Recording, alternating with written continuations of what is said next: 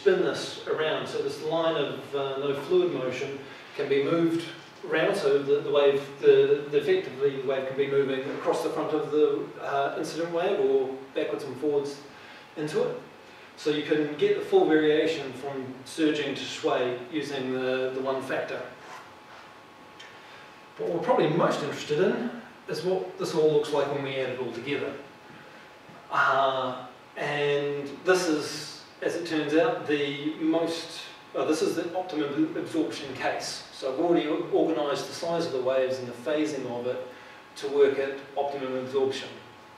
And you can see you've got the incoming wave rolling in from the left bottom, which is being slightly interfered with by the waves radiating forward, so there's sort of a bit of distortion as it gets into the front side. But on the back side of the wick, there's quite a large dip in the wave, and that represents the energy absorbed. But as you go further and further away from your source of your device, it actually spreads that absorption over a greater and greater length. So the dip seems to shrink as it goes out the back, but that's just because it's pulling the entire height of the wave down, just a little bit, as opposed to pulling it down a large amount in a small area. And so you can, now that we have the mathematical representation for it all, we want to look at some of the calculations we can do in terms of seeing how useful things are. So we want to know how much power we're absorbing. And what we do is we look at the time averaged power. So you've got a wave and it sort of has peaks and troughs, but over one wavelength, it has a total transmitted power, and that is effectively the time average power, and that's what we want to look at for wave absorption. So what we do is break the wave field up into two parts, one inside a cylindrical control volume, and then the rest of the wave field in the other part, and examine the power flowing through the cylindrical control volume. Now at this stage, it actually doesn't matter what radius you make the device, make the control volume. We just put that in as an R factor and crank the handle. And the net result is actually independent of the radius you choose. So there's no R term in there, that equation up there, which means it doesn't matter how big your control volume is, you're absorbing the same amount of power. So this means that the radiated waves are working across the entire wave field rather than just at a point. It doesn't change if you change your point of examination. The real world isn't quite like that. As you sort of make your control volume larger, your waves get smaller, and you have to start taking into account surface tension and things like that. But in terms of theory, it works quite well. So this particular equation is for a incident, for one circular wave and a regular wave. And you can do it for any combination using superposition, just like you can with other wave theory. Could you please define what control volume means again? So control volume is just an imaginary surface through which you look at the properties. So it's just sort of setting up a frame where you can go, okay, well, along the surface here, for its full depth, is there water going in or out, or is there power flowing in or out of this control volume? So if you have a net power flowing into that control volume, you're effectively absorbing power. Whereas if there's a net volume net flowing out, you're radiating power. So the power equation itself can be broken up into terms, again, we've got the physical constants hanging out on the left there. Here the density of the water becomes an issue, the gravity, and the wavelength and the frequency. We've got a depth term, and this is exactly the same term that you find in the power per meter wave of regular waves. This term here is, you'll notice, is always positive, so you're always radiating power. This is the component of power radiated from the by the heave wave.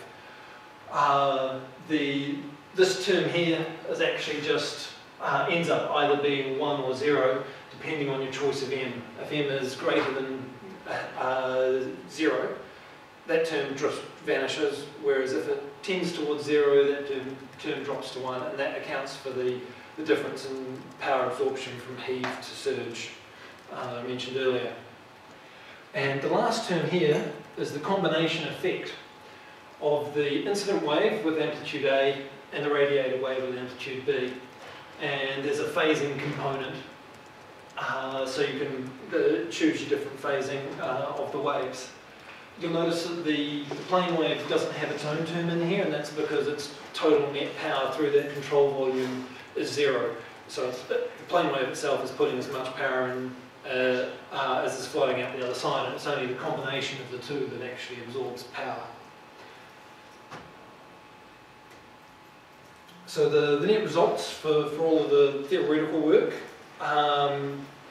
and through the math derivation boils down to just a few factors. And the first factor is, with time average power, your waves must be the same frequency.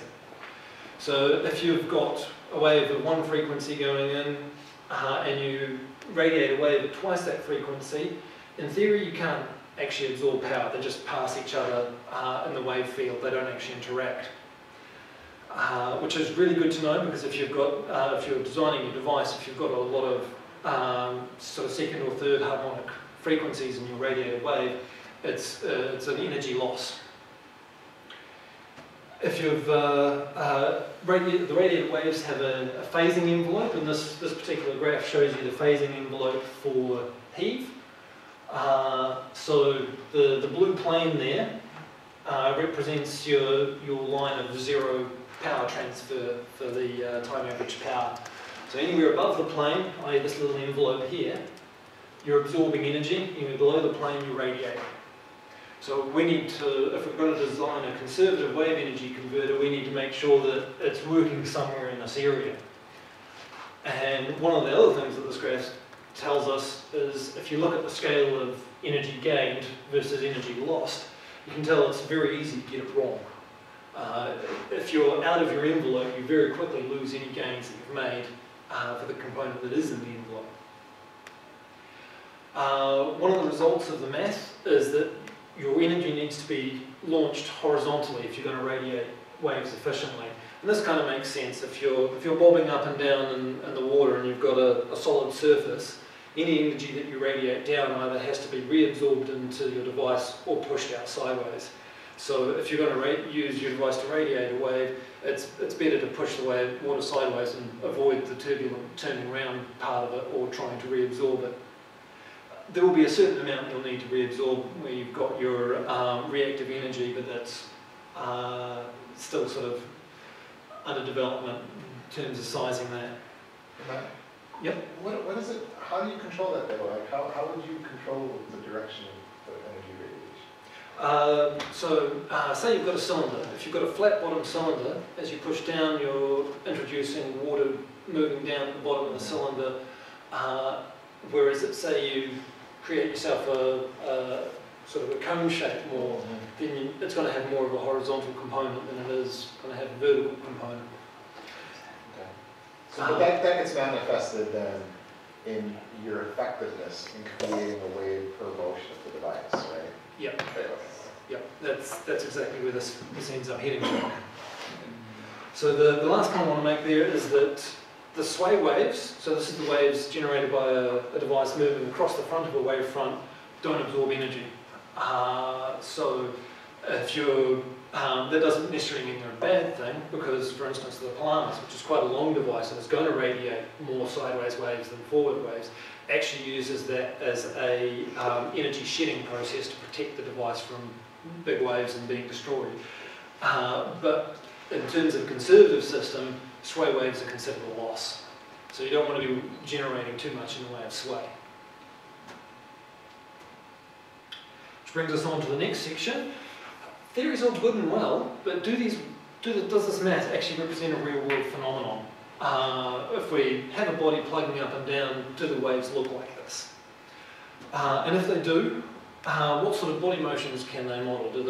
Does it work for both heave and surge, or does it not? And ultimately, going back to that idea that a good wave energy absorber is a good radiator, how much wave power do actual physical bodies radiate? So I went on and built a test tube and a wave array, and actually plugged some bodies up and down to find out what the waves look like. So the test jig there is actually capable of 2 degrees of motion, so I've been calling it surge and heave. The motions are completely independent, so you can change the phasing and the amplitude of each motion, but they're actually driven off the same drive shaft, so they have exactly the same frequency, so that it avoids any sort of frequency matching and fulfills that criteria that you want to look at waves with the same frequency. Developed a pretty rudimentary pressure sensor, but the pressure sensor could actually pick up a 1/3 of a millimetre of static water height change. So it's very sensitive, and that's what it needed to be to measure these sort of waves. There was a lot actually learnt on this process, and I want to draw your attention to it in particular because we'll be looking at it. For the heaving sphere here, I want to draw your attention to this area around the sphere where you can sort of see that the water is quite choppy. It's actually got a breaking wave going on there. And that'll become quite important in the next little bit. That's good to know. So we did 3 bodies. I did 3 bodies. I did a sphere, I did a cylinder, and I did a surging plate. So you chose those 3 bodies because they're relatively well established in theory and paper, and they're nice and axisymmetric to work with. The plate was an example of looking at a non-axisymmetric body and whether that affected the match to the theory. So the next body was the cylinder, and you'll note there's not a lot of waves. And I could plug that cylinder, so that cylinder's sort of 2 foot long, and I could plug that up and down so that the device, which is the test tube, which is about 220 pounds, was bouncing up and down. That was producing more waves than the cylinder was. And so the reason for that is actually what you've got is with the cylinder, you're pushing the water down, you actually end up with this sort of spot around the device where you've got a turbulent area where the water's sort of pushing up from the deep area at the bottom of the cylinder. It's trying to push up and trying to create a wave, but because it's not being displaced at the surface, there's a whole lot of turbulence in that process, and it just dissipates the energy. And so, what's the water depth here? it's just over 3 foot. It's a metre. With respect to the body, then? So the body's up to 600 millimetres, so about 2 foot. So yeah, it's about just over a foot at the bottom, clear. The interesting thing about this is I did move this body in surge as well, and out of all the experiments I did, I couldn't get a measurable wave. So basically a tall slender cylinder is not going to be a good conservative wave energy device. So that was educational. In terms of do they match?